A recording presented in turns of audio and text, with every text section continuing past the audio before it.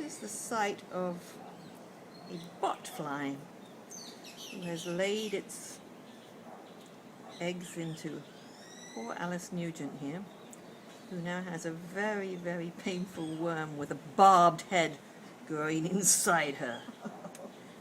Particularly at night, it raises its angry head.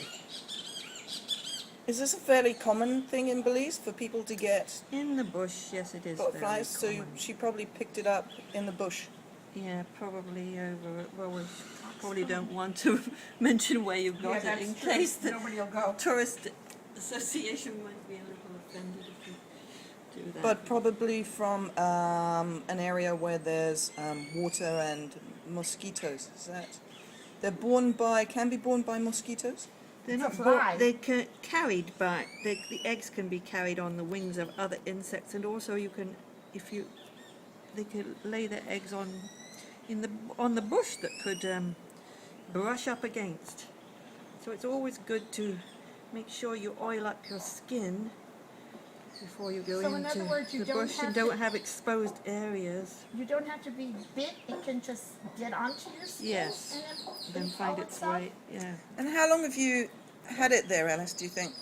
About 2 weeks, and I thought it was a doctor fly, but it was not getting any better, and it was painful. It went from pain to itch, and back to pain. So what we're waiting for now is the proboscis. You see those two holes there, and we're trying to aggravate the worm a little bit so that it raises its head out of there, which is why I put the clay on to actually close both of the holes up.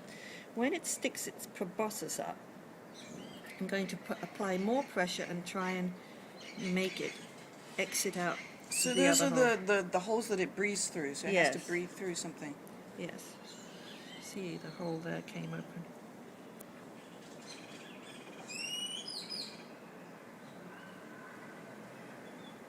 Can you feel it inside there, JJ? I can feel a lump, but very often the lump is much larger at this stage than the worm. You generally don't feel that you've got one until 3 days after, and then it starts growing from there. All right, you see it coming up? See? See the proboscis? See it Oh, yes. coming? There we I go. feel it. Got him. Yeah, there he is.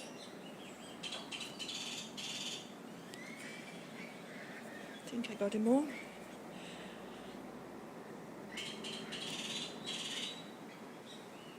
Now, would there likely only be one in there, or could I there be have taken several? as many as 20-something out of someone, so In one spot. yeah.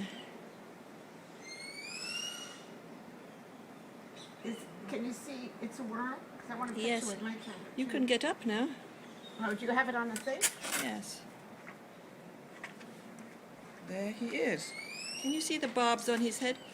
You can get, if you'd like to have a closer look at him, I have got the magnifying glass down there. You can, That little thing is yes. You Almost see- looks like a little seed. Yes, and why he is so painful, he has barbs around the head, which is what makes him cling on to your flesh. Now, that turned out to be a fairly painless way of doing it as opposed to the cigarette method, which burns the skin around and smokes the worm out. So what we did was we covered the holes with bentonite clay, which is a really good way of drawing out poisons from people's bodies, and it also blocked up the holes, so it aggravated that worm that he wanted to get out. So you've taken one beef worm out, Yes, which is the larva of the botfly, correct. and Not to be confused with bottleless fly, which is a completely different thing. The botfly is a different breed altogether. The bottleless fly is like a Canadian black fly, and this is a larger insect. Right. So what I'm doing is covering up the hole. Make sure that there's not another one in there, because I'm still feeling a lump, which could be just the site of all the damage that the little worm has created in the skin, but it's not unusual to find more than one in the same site. And what does the bentonite clay do? Well, bentonite clay is a really good healer, it draws all kinds of things out of pores, you know, like poison. You can actually buy food-grade bentonite clay, which is good for any kind of chemical poisoning. This is mixed with water, and I usually keep some in the fridge already mixed for little, you know, if you get thorn cuts, or if you cut yourself with something like when you're cleaning fish or lobsters and you get a little spear on your hand from something. This is good to get the poison out. So we're going to leave it for a little bit and see if anything gets angry in there. You'll feel anything again. If you feel anything again, let me know. So we've got the wound here where the beef worm was taken out, and now what are you going to do? I'm going to clean around the area because we don't want to get any secondary infection, because now it's a little bit open. See, immediately bubbles up with the peroxide, which is good. And at the end of it, I'm going to put a little dab of Bactroban, And what is that you're putting on now? hydrogen peroxide.